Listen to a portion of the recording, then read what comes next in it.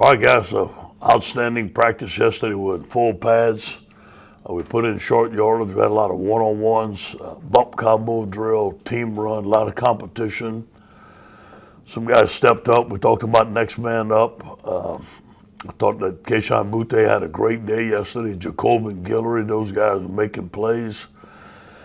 Over the weekend, we had a lot of time to think about things that are going on. I talked to the team yesterday. I talked to Pete Carroll, my mentor, about how he's handling the things outside the football facility, the social injustice, racism, and we talked about it as a team. And we're getting more educated about it, letting our guys voice their opinions, talking about the things that they're going through and how we can be a part of the solution. I think it was a great, great day yesterday. Tremendous leadership on our football team, led by Jacoby Stevens and Andre Anthony and Miles Brennan.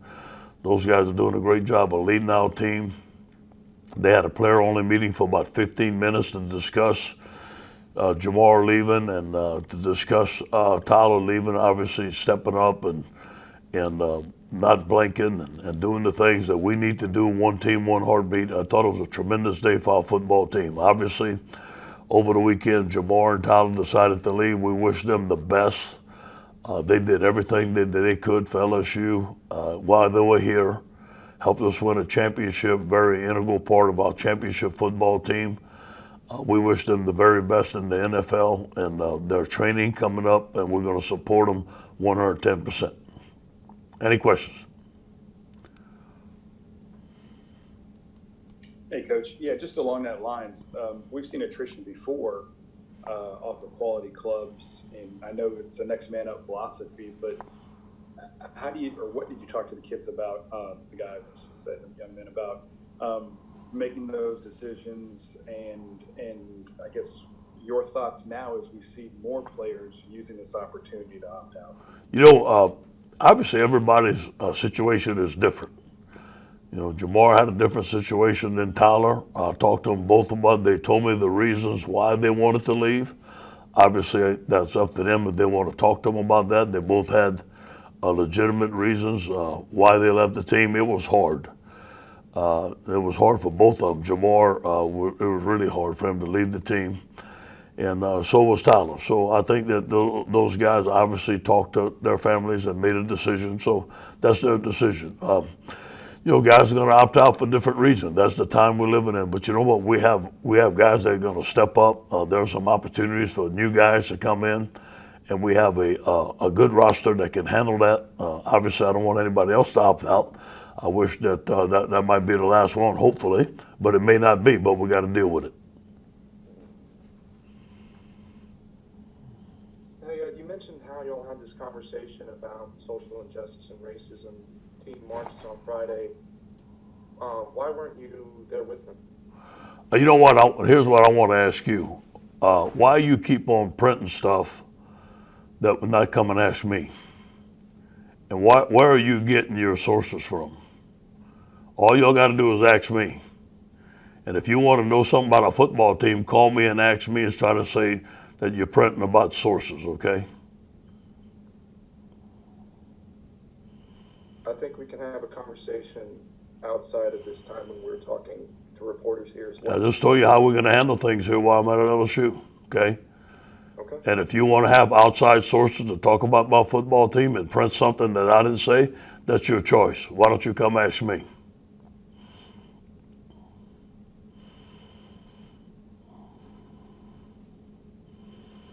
And obviously, I understand a lot of it's going to stay in-house and whatnot, but I'm just curious what that experience was like for you on Friday and whatnot, just kind of learning from the players. Yeah, it was different, obviously. But at the end, I had a meeting with the players. They voiced their opinion. I voiced mine. That was all handled in-house. I thought it was a good growing experience for both of us. For me as a head coach and for our football team, and for me to listen to what the things that are going on with them and why they did it, and being a part of the solution. So I thought that it ended up being a very productive day.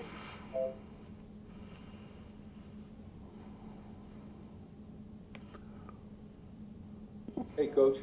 Ed here. Question about the coronavirus situation in the offensive line. Can you Yeah. clarify exactly what happened there and how many, can you say how many right now Yeah. that you have in quarantine or who tested positive? Yeah, our whole offensive line was back as far as I know yesterday. It was good to see them. As far as I know, the whole offensive line was back practicing. You know, and I'm not going to give numbers, but, you know, here's what happens. There's a couple of guys that are going to be positive, maybe more, but there's some guys that are going to be around them, so they have to get quarantined. It's just like it is. But you know what? It's good that it happened now and not in the middle of the season. I tell you what, our team did a great job of adjusting. Our coaching staff did a great job of adjusting. So we got a whole offensive line back. We had a very physical practice yesterday. We didn't have any physical practices last week because of that. And it's just a situation. And it may come up with another unit. We just have to deal with it.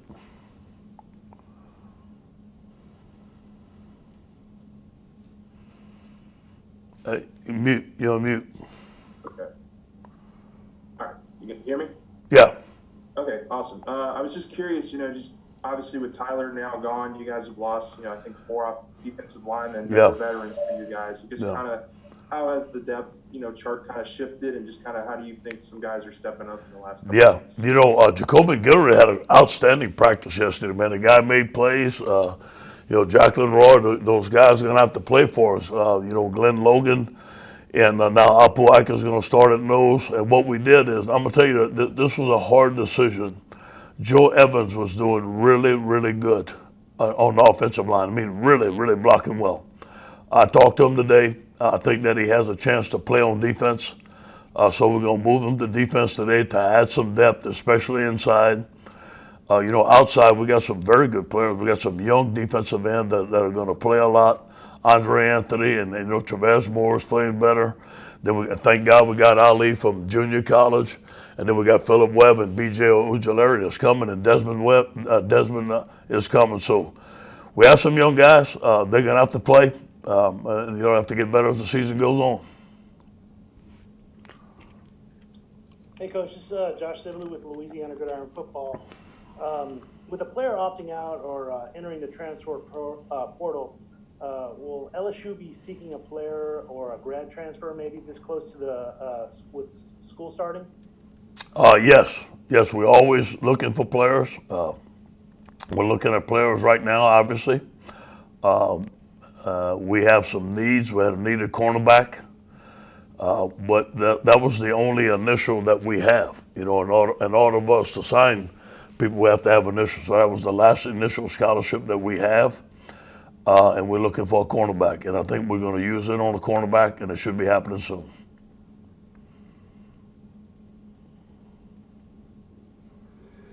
Hey, Coach, can you say why you weren't at the beginning of the march? I mean, we saw you at the end. You spoke and everything. Could you have been there, the whole time?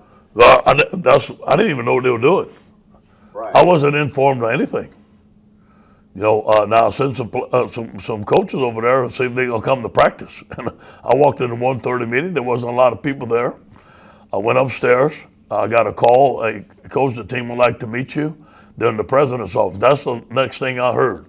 As far as the march through campus, I wasn't informed and all that. I wasn't.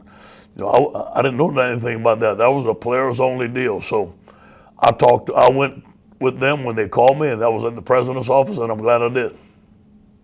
Thanks.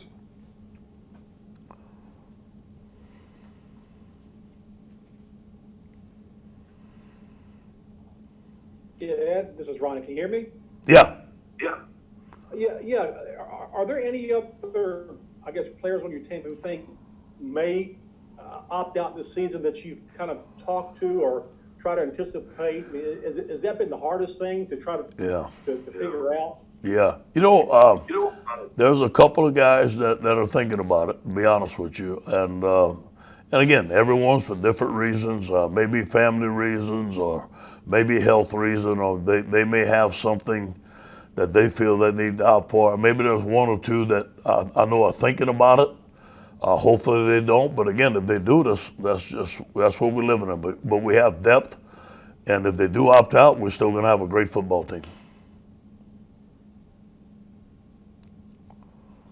Hey, Ed, you mentioned Jacoby Stevens and how he's been leading a lot of things happening away from the field. We saw him, helping with hurricane efforts and stuff like that. How much of it is maybe an asset to have a guy doing that kind of thing off the football field with your football team? Phenomenal. I can't thank him enough for what he's done. He's done inside of, we had a leadership meeting on Monday. Our guys are having a meeting again today talking about things. We really opened up some dialogue and I know who team leaders are. It doesn't take me long to figure it out. When he speaks, everybody's listening. He's very intelligent. He has his family's from Louisiana. He's a great player, great young man. So he's a big asset to our football team.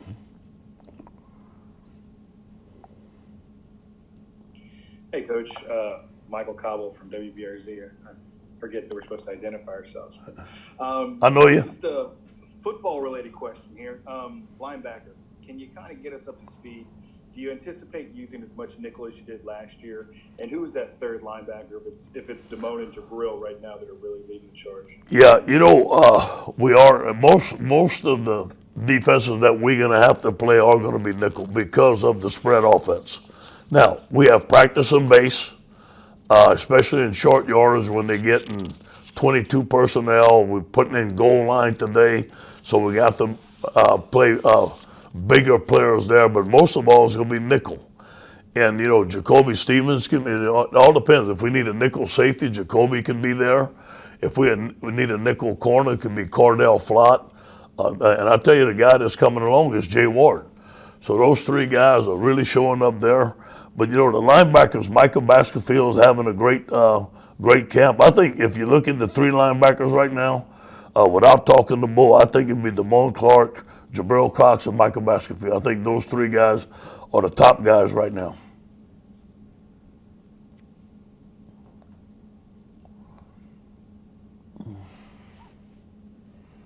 Thank you.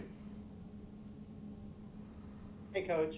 Paul Boron from Cox Sports Television. I jumped on a minute late, so I hope you didn't already address All right. this. But obviously, you've had an interest in McNeese State. I just wanted to get your thoughts on when you saw Laura coming on shore, Yeah. what your thoughts were, and the school's response to it as well, sending aid over Yeah, as well. yeah, a lot of thoughts and prayers. Obviously, McNeese is close to my heart. Both of my sons played there. I coached there. I have some of my best friends that still live there. I'm in contact, Frank Wilson and his family. I think Frank Wilson's family stayed at my home in Mandeville for a couple of nights. Just we're very close to the situation. Michael Bonnet is here with me now. His sister lives right on the side of my boys, and I'm good friends with his daddy. So we was in great contact with all those guys. Our thoughts and our prayers. It's devastating. It's very hard to watch and to see. But you know what? I know those people are resilient, just like we are, and they're going to bounce back. We sent a truckload of supplies today, and anything I can do to help those guys, our football team, we're going to do it.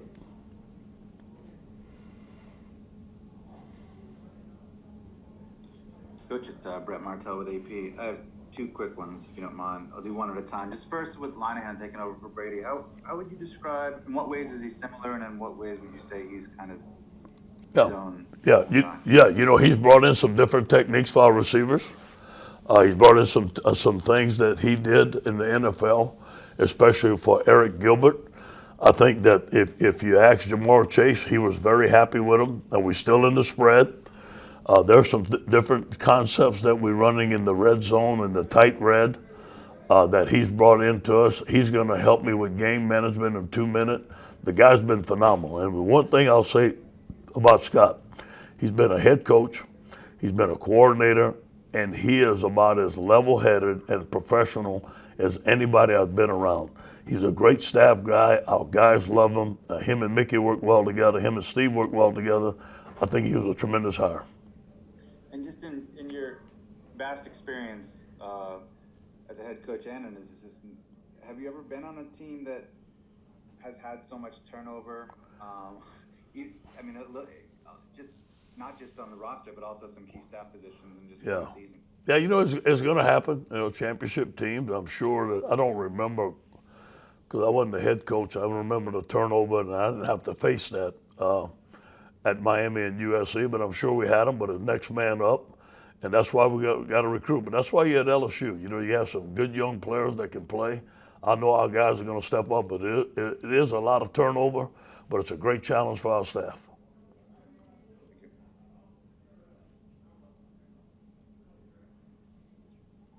Hey, Coach, it's Ed again. Okay? Greg mentioned all the turnover. Does this kind of remind you a little bit of 2018 when you didn't have a lot of experience? And based on all the guys that you have lost, including the last two guys, how difficult will it be to get anywhere close to where you were last year, do you think? Were you in my meeting this morning? That's exactly what we talked about. I mean, exactly. It reminded me of those times. And you know what? Especially the day after we lost to Troy. I mean, that, you know, the black clouds were all over, man. It wasn't good. But you know what? That's what I think that's one of the most important games we played since I've been coach here. That's when things started changing. That's when we got back to business. That's when we focused in on the daily tasks. We didn't start thinking about ahead. Every day we took one day at a time. I said, I'm going to enjoy myself coming to work. I'm going to enjoy coaching this football team. Whatever this team ends up to be, my job is to get them to be the best that they can be. And you know what? I think that when you coach that way and when you approach it that way and you get better on a daily basis, the process is going to take care of the results. So I kind of had to rethink that because I caught myself thinking, hey, man, we got to do this. We got to do this. It's got to be this way. And that's the wrong thinking. The best thinking is take it one day at a time. This is the team we have. Let's get them better. Let's see what's going to happen. You mentioned that conversation with Pete Carroll. I'm just curious, what's going forward? What do you think the biggest kind of lesson or takeaway is going to be for you? You know, I think for me is you know, when I say block out the noise, I mean when we come into work, we focus in on the task at hand, but not being oblivious to what's going on out there because obviously it's affecting our players. So if it's affecting our players, I need to be educated on what's going on, why it's going on, listen to them, open up some dialogue, and find some solutions.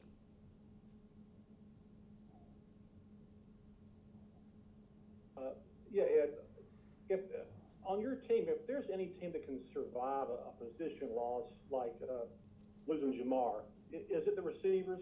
Because of I think you've signed 8 receivers in your time at LSU and 3 tight ends, and a lot of them are 5- and 4-star guys. That's what we discussed. I mean, if there's any position that could take that, would be the wide receivers and the defensive line because we had a lot of depth there. And you know, a guy that a lot of people don't talk about is a great player is Terrence Marshall. And I think Terrence Marshall, you know, there's 200 balls between Jefferson and Jamar that's got to be caught. These guys are eager to catch them, man. So these are Keyshawn Butte, Coy Moore, those guys that stuck out, Jontre Kirkland, Racing McMatt, and Terrence Marshall. This is their time. And I think that what you're going to see is guys are going to step up, and there's going to be one new superstar that we don't know about because it's his time.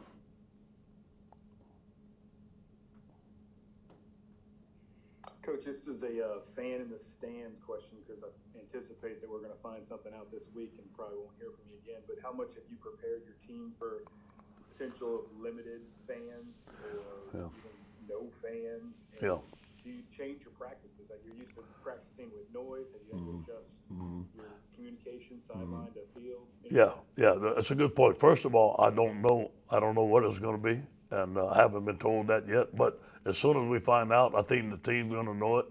And when it comes time to do that, I'm going to talk to them about it. Here's what to expect. Now, this week we start preseason game number 1. So we're going into Tiger Stadium for the first time. We have not been in the Tiger Stadium yet. The only time we're going into Tiger Stadium in fall camp is to scrimmage.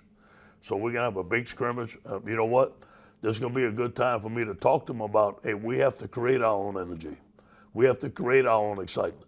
It may not be what we expect, but hey, the other team's there. They're here to win. Everybody's playing on an equal playing field.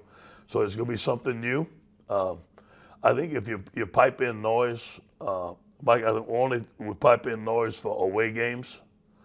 But That's expecting a big crowd, obviously. But when you pop in noise, your players don't have to make the energy. And I think that's a mistake. I think that we have to learn how to make our own energy, how to create our own noise. That way we're going to have to do that on the sideline. Okay, we got time for 2 more questions. We'll go with Glenn and then Tommy.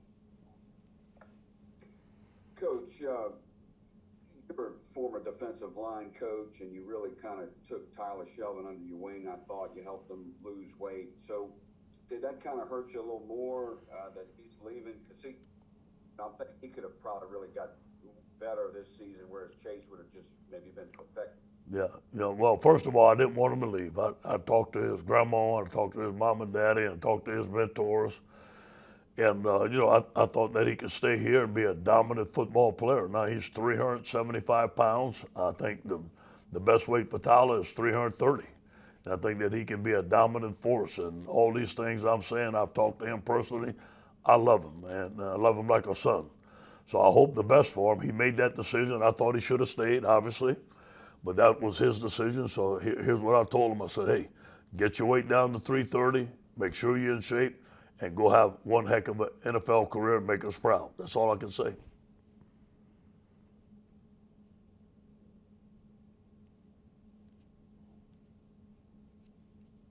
Hey, Coach. Yep. Coach, can you talk about Miles Brennan and then Finley and Johnson as well, how the cornerbacks would look in somebody doing the other side of the ball, how it probably be comment on the cornerbacks in camp? I think Miles is having an excellent camp. I think that he's doing everything we ask him to do. We grade him every day. He has a winning grade every day. I think he's taken a step forward where clearly right now he looks like he's the leader, but we haven't had a scrimmage yet. So I think that when we have live scrimmages and we get to grade the guys, I can tell you more, but I tell you this, all 3 of them look phenomenal to me. I think the guy that's made the most improvement is TJ.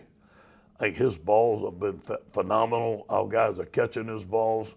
I've been impressed with Max's athletic ability, his ability to see the field, make right decisions. But right now, Miles is doing the complete job, and we're happy with him. Okay, thank you, Coach. Thank you, guys.